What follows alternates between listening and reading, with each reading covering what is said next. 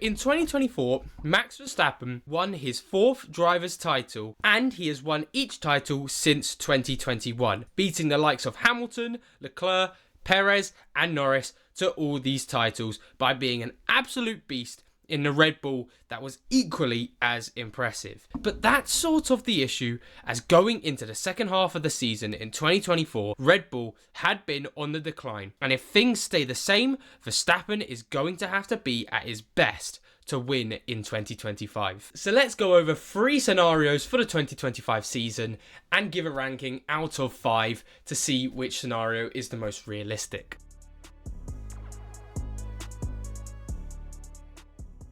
So this one, for Verstappen, I have titled The Good Ending. First of all, he wins the championship, but more importantly, this is a situation where they come into 2025 and Red Bull have improved. It doesn't have to be a massive improvement, but they are at least on the level of McLaren, Ferrari, potentially Mercedes. We'll see where they are. You've also got Lawson helping out Verstappen in a couple of races, which realistically, you do need a teammate to help you out in F1 occasionally. We did see that last season when Perez wasn't there. He did get kind of screwed over a couple of times by the McLarens and Ferraris, having their teammates being able to help them. But the main gist of this is if in 2025, Red Bull are a lot more consistently back at the top. We saw just how incredible in 2024 that he still has it in them to win these races even when Red Bull aren't at their best. So if there is a situation where we come into 2025 and Red Bull are back at not their prime, but still the best car in some races and still comfortably fighting for podiums each race weekends, then Verstappen 100% will win the championship. He'll get multiple race wins,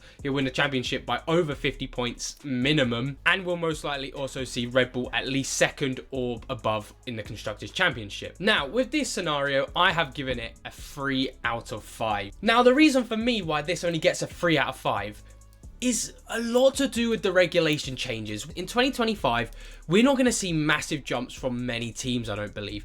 Because going into 2025, most teams are going to be thinking of 2026. There's just no reasoning why Red Bull would put all of their time and effort into 2025 and then screw over their 2026 project. They've already got enough on their plate with Adrian Newey leaving them. They need to make sure that they get 2026 right. So I just don't see this jump in performance from 2024 to 2025 that's going to happen, considering they have few fundamental issues with their car at the minute. Now, on top of that, you also have the issue of hoping that Ferrari, McLaren and Mercedes all drop off in pace. And again, like I mentioned, I don't think there's going to be that much of a difference on the performance from 2024 to 2025. So you're still going to be seeing the likes of Ferrari, McLaren and Mercedes up there, at least fighting for wins, being the fastest cars at tracks that suit their cars more. So yes, it is possible for Red Bull to be in a situation where they're the fastest car again over a season, but I don't think it's going to be prime 2023 Red Bull anytime soon. And then the other thing that bogs down this sort of scenario is the fact that Red Bull are so chaotic at the minute. You obviously have the pairing of Verstappen and Lawson, which by the way isn't the strongest pairing. We don't know what Lawson can do in Red Bull, and that's an issue because Ferrari undoubtedly have the strongest pairing on the grid with Leclerc and Hamilton. Then you also have the feisty duos of Norris Piastri and Russell Antonelli. So there's a lot going on in and around Red Bull that I just don't see them being able to push again until at least 2026 if they get things right. However, the reason it doesn't go anywhere below a 3 out of 5 is because of what we saw in 2021. Regulations coming to an end of an era, we always see cars bunch up.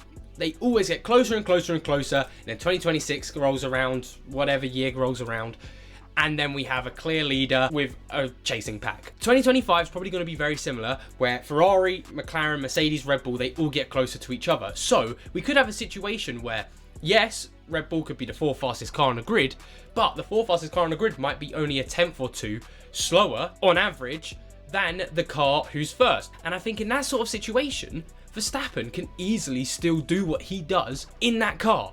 We saw it in 2024, he just has to replicate it again. I know it's under a lot more pressure and that's why it's a little bit more difficult, but put the same results in and he'll get the championship. So for me, it's not completely off the cards. Out of the 3 situations I'm going to talk about, I think it's the least likely one to happen. Now, scenario 2, or scenario B, or the GOAT scenario as I like to call it, is probably the most interesting one I want to talk about, because I think it's one of the more realistic scenarios in my head for 2025, which is where Red Bull don't get better. They stay where they pretty much were coming in from 2024 to 2025. This scenario also counts on Ferrari, McLaren and Mercedes all still being front runners and tussling with each other at the front, meaning they're knocking points off of each other, because that's what we saw a lot in 2024, and that's why it was quite hard for one constructor to run away with it. We saw McLaren and Ferrari get pretty close at the end. And then C, the big one of this scenario, is Verstappen does what he did in 2024 and keeps winning races to win the championship. Now for me, this gets a 3.5 out of 5 on the realistic scale for 2025, and here is why. So we'll start off why it can't be any higher, and the first thing is there's just too many things you need to stay the same from 2024 to happen. Now I did mention 2024 and 2025, of course, season after each other, they're going to be pretty similar, but for this scenario to happen, you're banking on basically the exact same season happening again, which obviously isn't going to happen. You might have a McLaren look even faster next season, you might have a Ferrari who look just a strong contender, or you might have all three of them completely outpacing Red Bull. It's very much hoping that the status quo stays very much the same throughout the full season as well, because we also saw how much it can change in 2024 throughout a full season in 2025. Now here's the other thing, Verstappen actually got very lucky with barely any mechanical issues in his time in the 2024 season. And I also think with a lot of pressure, knowing your car isn't the fastest and having no small gaps from the start of the championship will put a lot more pressure on Verstappen to perform. That might mean he makes a few personal mistakes, and also it might mean Red Bull make a few aggressive moves and might screw up along the season. But here is why it is still a very realistic scenario. Now, if we look back at the results from Miami to Abu Dhabi, which I'm pretty sure we can all agree was realistically the turning point of the season from Red Bull domination to, oh wow, we're going to get some good racing this season. Get this, Verstappen still outscored every single other driver from Miami onwards. He scored a whopping 325 points from Miami to Abu Dhabi, with Norris closely followed behind with 316 points. However, Miami to Abu Dhabi, that's pretty much almost the full length of a season. We've seen basically that he can do it. If he does that in 2025 and replicates it, he has a championship winning season. I mean, this isn't even along a full season, but get this stat. Well within the Red Bull demise, Red Bull are no longer the fastest car in the grid. And from Baku to Qatar, Verstappen scored the most points with 126, followed by the next closest, Leclerc, on 122. He didn't even have the fastest car at this point. Incredible. Even if you took into consideration Abu Dhabi, he would still only be 7 points behind Leclerc and 4 points behind Lando Norris. Now, that wouldn't win him enough to get to the championship, but considering he did have a little spin, and that's why I'm a little bit worried about it as well, because he can make those aggressive moves. You need to be careful of if the championship's that tight. But being that close to cars like the Ferrari and the McLaren that were much faster at that point just shows what he could do. So then this is the big thing that I've kind of been hinting at this whole scenario is, if he can do it in 2024, what's to say he can't do it in 2025? Now, it kind of goes completely against my whole scenario. A, because I was like, it's not going to be exactly the same. And I agree. He's got to do it again under a lot more pressure. And that's why it's only a 3.5 star. Because realistically, I do think when the championships are a lot closer and potentially he's not in the driving seat, like first place the entire time, it could get to him a little bit. So that mental game could play a big factor for him.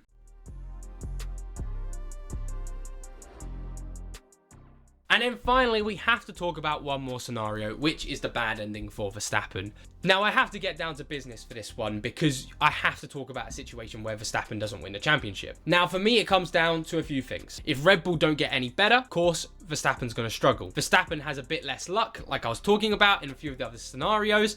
If he has a few more mechanical issues, maybe a few more mistakes crashing into people and such, it might not go his way. And I think most importantly, this is the big one of the three, is that the teams that aren't Red Bull have learnt from their mistakes in 2024. Keep this in mind because I think this is so relevant going into 2025. One team could be completely dominating the rest of them. If Ferrari get their 2025 car right, from the sounds of things, they could be dominating the sport for the next season. You could see it with McLaren as well. They ended off pretty well. And, you know, whoever wins in Abu Dhabi tends to win the next season. But going more onto that point of learning from the mistakes, you've got the likes of McLaren and Ferrari who made plenty of mistakes in 2024. I don't think either teams thought they'd be fighting for the Constructors' Championship. And it ended up with both of them fighting for it, both of them making silly mistakes. Then you get onto the drivers, especially Norris, Piastri, Leclerc. Signs, but obviously he's going to be in Williams, so he's not really in contention next season. All three of those drivers did not think that they would be in a championship battle, especially Lando Norris, not realizing until about Miami, when obviously this whole situation changed, that they had a chance at this. And of course they were going to make mistakes. So in 2024, Norris, he had a few mistakes that definitely cost him the championship, or at least being a lot closer. Piastri was pretty inconsistent from when he would perform, and then he had just an off weekend. Leclerc, a couple of times, he would screw up. They all had great seasons, but now knowing where they stand in F1, knowing Red Bull aren't as dominant, is such a massive advantage for the rest of the grid. Now, I don't mention Hamilton in all of this because he knows how to fight in a championship. He's done it plenty of times before. But all four of those, McLaren and Ferraris, and even Mercedes when it comes to this, now know how Verstappen plays. Verstappen has shown his cards for 2025. They know how he's going to fight in a championship. He's going to be very aggressive. He's going to go for those overtakes. He's going to go from the rule book exactly as specified. And they know this, and they're going to play the exact same game. It wasn't like 2024, where it was a lot of hullabaloo of, will he do this, will he do that? Oh, you can't do this, oh, well, you can do that. Everyone now knows exactly what's going to go down. And that's a bad thing for Verstappen. Verstappen had that edge because he's always been quite smart when it comes to like games between the drivers. But I don't think he has that big of an edge anymore, which makes these heroic drives a lot harder to do. And then on top of this, we can then go and look at the stats. And even though I love Verstappen's stats from this season, obviously Miami Abu Dhabi was the winner, so that's a big stat for him. You can also pick and choose from the stats to show where Verstappen did have his moments where he kept on doing what he was doing. He wasn't going to win a championship if this was throughout a full season. If you go from Belgium to Abu Dhabi, Verstappen wouldn't win the championship. He would only get 170 points, behind Norris on 185 points, behind Leclerc on 194. Then you also have Circuit of Americas onwards. Verstappen only got 104, to Leclerc's 111 points. And then one final one, from Mexico onwards this season, Verstappen was on par with Leclerc's points on 81 and only 4 points ahead of Norris. So there are situations in the season where Verstappen wasn't as fast, and if a few things didn't go his way, you know, if Brazil wasn't so chaotic, maybe there would have been even more of a swing. So he has to be very careful. And that is why, for any Verstappen fans, very sorry, I have to give this situation a 4 out of 5. I do think this is the more realistic one because Ferrari and McLaren are ready for a championship. I don't think Mercedes are really going to be involved. They could be. They know the exact same stuff that McLaren and Ferrari knows. And I do think McLaren and Ferrari have a stronger pairing than Red Bull, and in situations when it comes down to a championship, you need your teammate to be backing you. We saw how much it damaged McLaren when they weren't picking who they wanted to win the championship. Are they going for constructors or drivers? This season, I do think, come race 8 or 9 or 10, if Piastri's ahead of Norris, they're going to go, come on, Norris, you got to help Piastri here, and vice versa. So for me, those are the 3 scenarios I've been thinking about for 2025. As you can tell, it's going to be a very interesting one, and there are obviously more scenarios. That's why I didn't say all of the scenarios, because in an infinite universe, you've got Williams winning the championship next season with Carlos Sainz. You know what I mean? That's not going to happen, but technically that's a scenario, because this is all if stuff.